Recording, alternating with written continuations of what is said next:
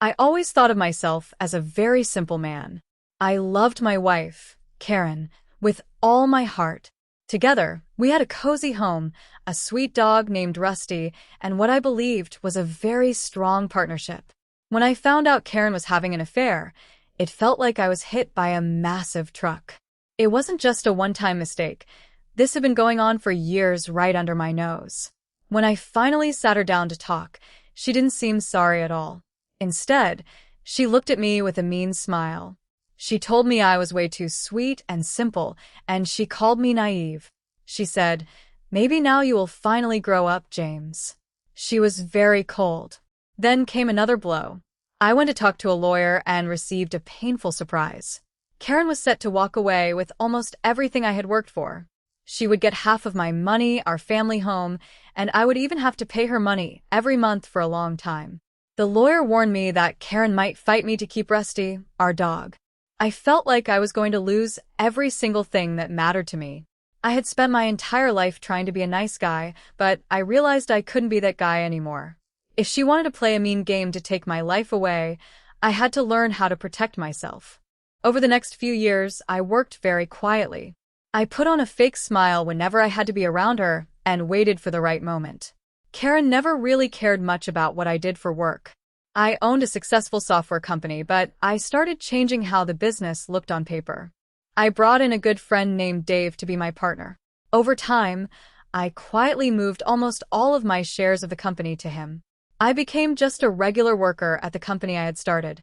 My salary looked very small, and it looked like I didn't own the business at all. Dave and I had a secret, legal agreement to keep everything safe. Karen loved our house, so I made it look like I was spending a lot of money to fix the place up. I got a new roof and did work on the yard, but I was paying the workers way too much to do a very bad job.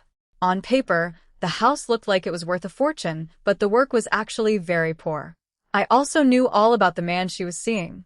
His name was Brad, a loud man who loved to brag about his money. I started giving Karen hints that I might forgive her, which made her feel comfortable. She started going out with Brad in public more often, thinking I was still too simple to notice. Years went by, and I acted like a loving husband. I even threw her a big surprise party for our anniversary. But when the time was right, I filed for divorce. Karen was completely shocked. She walked into the meeting room with a mean, confident smile. But as my lawyer showed our proof, her smile vanished. Reports from a private helper showed Karen and Brad had been using our shared money to pay for their dates. This broke a special legal agreement we signed before we got married. Then we showed the house was in bad shape because of the poor repairs, making it worth much less. Because I didn't technically own my business anymore, she couldn't touch it. Karen walked away with almost nothing. I moved to a quiet lake house with Rusty. Looking at the water every morning makes me feel peaceful. I eventually bought my business back and met a kind woman named Emily. I am happy because I let go of the past and started a fresh life.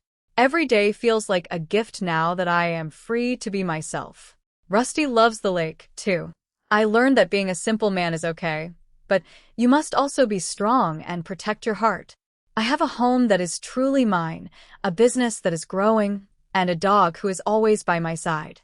Everything is finally as it should be. Life is good, and I am finally free.